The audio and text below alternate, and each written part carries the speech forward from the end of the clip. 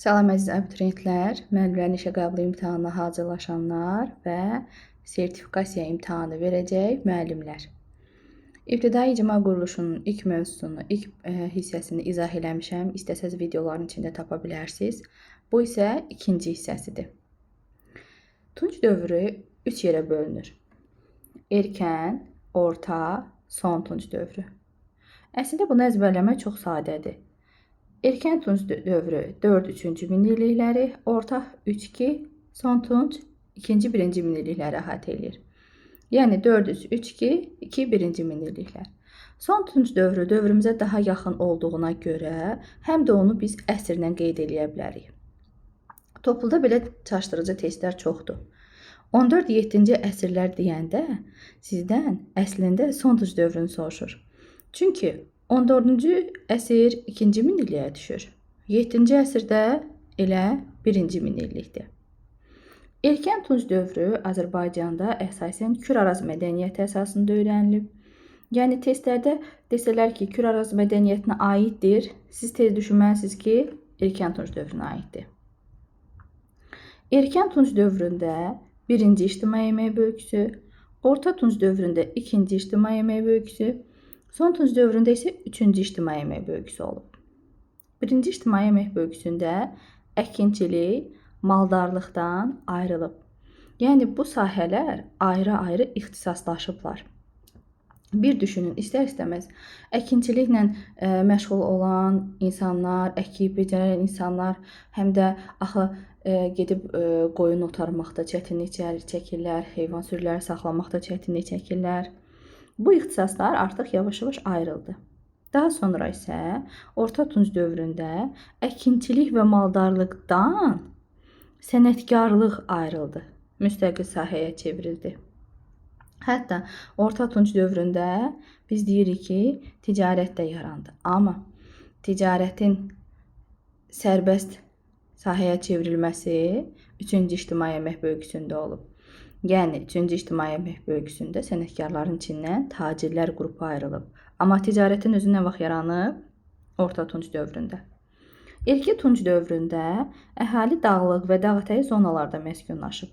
Həm də köçmə yaylaq maldarlığı yaranıb. Biz burada düşünək.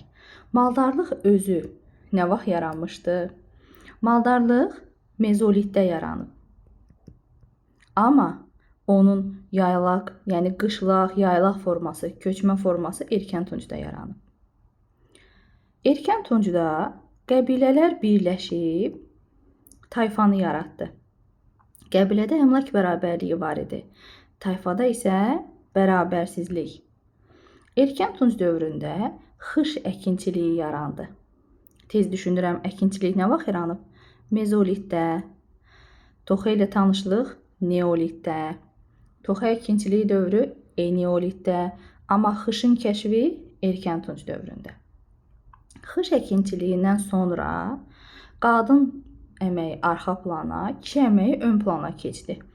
Çünki xış əkinçiliyi nisbətən zəhmət tələb eləyirdi. Çünki xışı iri heyvanlara bağlayıb tarlada sürürdülər torpağı yumşaltmaq üçün və bu da kişi əməyini ön plana çıxartdı. Yəni xış əkinçiliyi nə vaxt yaranıbsa, ana xaqanlığı o vaxt bitib, ata xaqanlığı yaranıb. Ana xaqanlığı, ata xaqanlığı ilə erkən tuncda əvəz olundu. Əkinçiliyin inkişafı süni suvarmanın yaranmasına səbəb oldu. Artıq insanlar kanallarla su çəkirdilər öz əkin sahələrinə. Erkən tunc dövründə ən vacib məlumatlardan biri bərabərsizliyin yaranmasıdır. Yəni varlı və kasıbların yaranmasıdır. Çünki istər-istəməz məhsuldarlıq artandan sonra məhsulun artığı tayfa başçılarının, ağsaqqalların əlində cəmləşdi. Bu da varlı və kasıbın yaranmasına səbəb oldu. Biz ibtidai icma quruluşunda insanların varlı və kasıb olmasını hardan bilə bilərik? Təbii ki, qəbirlərinə baxanda. Çünki Kurqan qəbirlər, buna torpaq təpədə deyirlər. Kurqan qəbirlərdə varlılar dəfn olunurdu. Varlıların dəfn olunduğu qəbir abidələridir kurqanlar. Əzbərləmək üçün əziyyət çəkməyin. Bərabərsizlik nə vaxt yaranıbsa, kurqan qəbirlərdə o vaxt yaranıb. Erkən Tunc dövründə insanların dini dünya görüşündə dəyişiklik oldu. İbadət evləri yarandı. İbadət evləri bunlardır: Xaçmazda Sərkərtəpə, Qazaxda Baba Dərviş, Naxçıvanda 1-ci Kültəpə və Maxda. Gəlin bunları xəritədə də izləyək. Ondan qabaq bir dənə onu da deyim ki, Kurqanda tayfa başçıları dəfn olunarkən onların xidmətçiləri də onlarla bir yerdə dəfn olunurdu. Yəni bu dövrdə ölü yandırma və kollektiv dəfn etmə yaranmışdı. Kurqan nə vaxt yaranıbsa, o da o vaxt yarandı. Və artıq ölülər yaşayış məskənlərindən kənarda dəfn olunurdu. Bu, Eneolitlə Erkən Tuncun fərqidir. Gəlin ibadət yerlərinə baxaq xəritədə. Demək, Xaçmazda Sərkərtəpə, Qazaxda Baba Dərviş, Qazaxda mağaralar da var, amma qarışdırmayaq. Qazaxda Baba Dərvişdə ibadət evi. Naxçıvanda isə Maxda və 1-ci Kültəpə. Keçək Tunc dövrünə, Orta Tunc dövrünə. Orta Tunc dövründə sənətkarlıq müstəqil sahəyə çevriləndən sonra inkişaf etməyə başladı həm də. Bu dövrdə boyalı qablar mədəniyyəti yarandı. Yəni, neolitdə dulusçuluq yaranmışdı. Amma o qabları artıq Orta Tunc dövründə boyuyurdular. Bu dövrdə yeni təsərrüfat sahələri yarandı. Bağçılıq, bostançılıq, üzümçülük. Sənətkarlıq müstəqil sahəyə çevriləndən sonra insanların yaşadığı ərazilərdə də fərqlər yarandı. Şəhər tipli, yəni Lord dildə desək şəhərə oxşayan ilkin şəhər mərkəzləri yarandı. İndi onları da xəritədə göstərəcəm. Bu dövrdə isə tayfalar birləşib tayfa ittifaqlarını yaratdı. Hətta dimdəki suallarda uşaqlar həmişə çaşdırır. Tayfa ittifaqları deyirik biz, Kuti, Lulubi. Onlar quldarlıq dövründə deyil. Onların da yaranması Orta Tunc dövrünə düşür. Şəhər tipli yaşayış məskənləri. Urmiyada Göytəpə, Naxçıvanda 2-ci Kültəpə, Oğlanqala, Şahtaxtı, Qarabağda isə Üzərlik təpə və Nərgiz təpə. Xəritədə baxaq.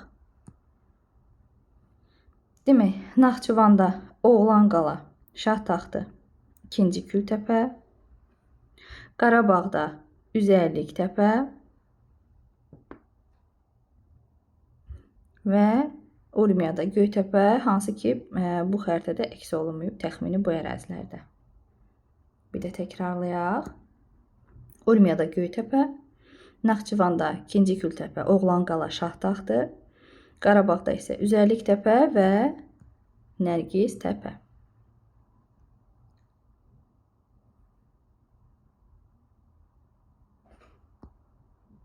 Qayıdaq Son Tunc dövrünə. Son Tunc dövründə artıq ibtidai icma quruluşu dağılırdı. Tacirlər qrupu müstəqilləşdi. Tayfa ittifaqları daha iri tayfa birliklərindən əvəz olundu. Bu dövrdə at insanların həyatında çox mühüm rol oynadığına görə ata sitayiş meydana gəldi. Azərbaycanda 7-ci əsrdə dəmirdən geniş istifadə olunurdu. Məsələn, ümumi tarixlə müqayisə eləyək, axtarın görək Hindistanda, Çində dəmir istehsalı nə vaxt olub? Müxtəlif varlıqlara inam artdı. Bu dövrdə artıq tayfalar digər tayfalarından qorunmaq üçün özlərinə müdafiə qurğular tikirdilər. Biz buna siklopik tikirlər deyirik. Onları da indi xəritədə göstərəcəm. Dulusçular Orta Tunc dövründə qablarını boyuyurdular. Son Tunc dövründə isə daha çox qab istehsal etmək üçün ayaqla hərəkətə gətirilən duluz çarxı yarandı. Son Tunc ilk dəmir dövründə artıq bizim tayfalar Mesopotamiya ilə əlaqə saxlayırdılar. Bunu da sübut eləyir Xocalıdan tapılmış Assur hökmdarının adına olan muncuq. Son Tunc dövründə hərbi işi genişləndirilmişdi. Son Tunc dövrünə aid kurqanlar bunlardır. Ehtiyatlı olaq. Kurqanlar Erkən Tuncda yaranıb. Amma bu məşhur kurqanlar, tapılan kurqanlar Son Tunc dövrünün kurqanlarıdır. Qarabağda Borsunlu, Sarıçoban, Oğuzda Kərimli. Muğanda Uzuntəpə adlı yaşayış məskənindən dəmir alətlər tapılıb.